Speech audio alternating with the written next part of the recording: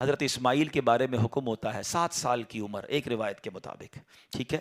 خواب میں آپ کو کہا جاتا ہے آپ نے 3 راتوں تک مسلسل خواب دیکھا کہ اپنے بیٹے کو ذبح کرو.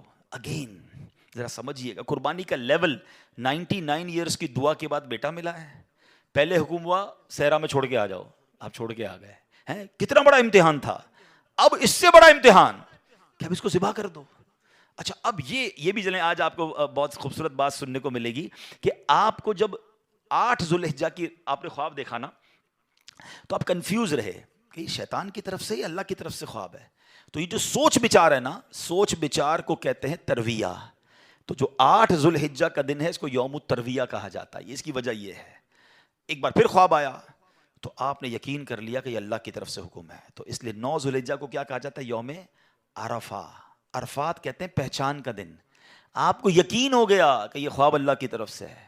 اور 10 ذوالحجہ کو آپ ذبح کرنے کو چلے تو یوم النحر کہا جاتا ہے، ذبح کا دن. یہ ایکچولی یوم ترویہ، یوم عرفہ اور یوم النحر یہ حضرت ابراہیم کی کیفیات تھیں.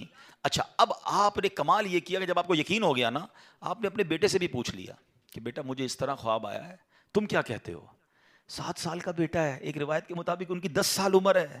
اللہ اکبر. وہ بیٹا بھی کیسا ہے. جب آپ نے بیٹے سے پوچھا تو بیٹا کہتا ہے ابو جی یا بنیا انی ارا فی المنام. قرآن میں یہ الفاظ موجود ہیں، انی اذبحک فانظر ماذا ترا. اے میرے بیٹے میں نے خواب میں دیکھا کہ میں تجھے ذبح کر رہا ہوں، تیری کیا رائے ہے؟ ہائے ہائے. بیٹا کیا کہتا ہے؟ یا ابت افعل ما تؤمر. اے والد صاحب کیجئے جس بات کا آپ کو حکم دیا جا رہا ہے. ستجدونی انشاء اللہ من الصابرین. خدا نے چاہا تو قریب ہے آپ مجھے صابر پائیں گے، صبر والا پائیں گے. اللہ اکبر. اور ایسا ہی ہوا. آپ اپنے بیٹے کو لے کے جا رہے ہیں، آپ نے اپنی بیوی ہاجرہ کو کہا اس کو تیار کر دو میں کہیں لے جا رہا ہوں، بتایا نہیں ماں کو. انہوں نے بڑا تیار کیا ان کو. آگے گئے تو اب شیطان اتنی بڑی قربانی کو کیسے ہضم کرتا. فوراً گیا بی بی ہاجرہ کے پاس. اے ہاجرہ پتہ ہے تمہارے شوہر کہاں جا رہے ہیں آپ کے بیٹے کو لے کر؟ کہاں جا رہے ہیں؟ کہا ذبح کرنے جا رہے ہیں. کہا نہیں وہ تو کسی سے ملانے لے جا رہے ہیں، تیار کر کے لے گئے. کہ نہیں وہ ذبح کرنے جا رہے ہیں. کہ باپ بھی بیٹے کو ذبح کرتا ہے؟ بی بی ہاجرہ کہتی ہیں. اب شیطان کہتا ہے کہ ہاں اس لیے کر رہے ہیں کہ اللہ کا حکم ہے.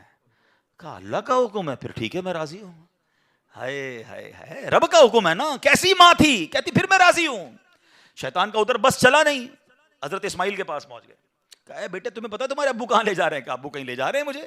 کہا تمہیں ذبح کرنے لے جا رہے ہیں؟ کہا کوئی باپ بھی بیٹے کو ذبح کرتا ہے؟ کہا ہاں اللہ کا حکم ہے. کہا اللہ کا حکم ہے پھر میں بھی راضی ہوں. سبحان اللہ. اب جب حضرت اسماعیل نے حضرت ابراہیم کو پتہ کیا کہا کہ والد صاحب اب آپ ذبح کرنے لگے نا، 2-3 میری گزارشات ہیں، ذرا مجھے اچھے طریقے سے باندھ دیجیے گا. کہ ایسا نہ ہو کہ جب مجھے آپ ذبح کریں تو میں زیادہ تڑپوں تو میرے خون کے چھینٹے آپ کے کپڑوں پر گریں گے تو آپ کے کپڑے خراب ہو جائیں گے. چھری کو ذرا تیز کر لیجیے گا تاکہ مجھے تکلیف کم ہو. مجھے الٹا لٹا کے ذبح کیجیے گا تاکہ آپ میرا چہرہ نہیں دیکھ سکیں گے. اور ہاں یہ جو میرا کرتا ہے نا میری ماں کو دے دیجیے گا تاکہ اس کو بیچاری کو تسلی ہو جائے. کیا دنیا نے ایسی قربانی دیکھی ہے؟ اب سنو، حضرت ابراہیم نے بالکل ویسا ہی کیا. آپ کو باندھ بھی دیا، آپ کو لٹا بھی دیا اور آپ نے چھری چلا بھی دی.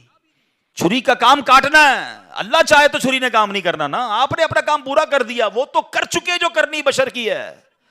مگر پھر کیا ہوا؟ سبحان اللہ. یہ امتحان ختم ہوا اور اب آسمان سے آواز آئی. حضرت ابراہیم بالکل اوپر بیٹھے ہیں اور چھری چلا رہے ہیں تو اوپر سے آواز آئی سبحان اللہ، اللہ اکبر اللہ اکبر. آپ نے جب سر اٹھایا تو دیکھا جبریل امین جنت سے مینڈھا دمبا لے کر آ رہے ہیں. تو آپ سمجھ گئے میرے امتحان کا وقت پورا ہو گیا ہے. بے شاختہ آپ کی زبان سے نکلا لا الہ الا اللہ واللہ اکبر. تو حضرت اسماعیل تو نیچے لیٹے ہوئے تھے، وہ بھی سمجھ گئے کہ لگتا ہے ہمارا امتحان پورا ہو گیا. وہ کہتے ہیں اللہ اکبر وللہ الحمد.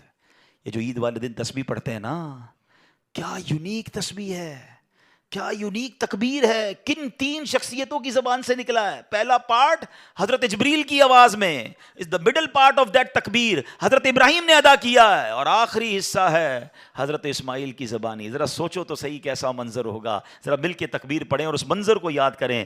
اللہ اکبر اللہ اکبر لا الہ الا اللہ واللہ اکبر اللہ اللہ اکبر وللہ الحمد، اللہ اکبر اللہ اکبر، لا الہ الا اللہ واللہ اکبر اللہ اکبر وللہ الحمد۔ ہمارے بچے، ہماری فیملی قربانی کو ہم نے فیسٹیول بنا دیا ہے، گائے آ رہے ہیں، بکرے آ رہے ہیں، انجوائے ہو رہا ہے، گھوم آ رہے ہیں، پھر آ رہے ہیں، پھر باربیکیو پارٹیاں۔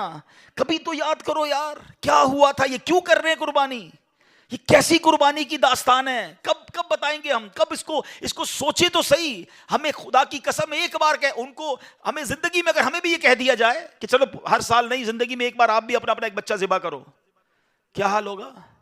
کتنی بڑی آسانی، بکرے کاٹو، گائے کاٹو، خود ہی کھاؤ، انجوائے کرو۔ شریعت نے کتنا آسانی کر دی ہم پر، لیکن اس قربانی کو تو یاد کریں نا۔ اور پھر اس سے سیکھنے کو کیا ملا کہ یہ وہ لوگ تھے کہ جن کی ان واقعات کو پڑھ کر کبھی تو احساس ہو یار کہ کبھی مال کی قربانی دینی پڑے تو میں حاضر، کبھی وقت کی قربانی دینی پڑے تو میں حاضر، کبھی اپنی خواہشات کی، اپنی ڈیزائرز کی قربانی دینی پڑے تو میں اللہ کے لیے دوں گا۔ اور اللہ وہ دن لائے جب جان کی قربانی دینی پڑے۔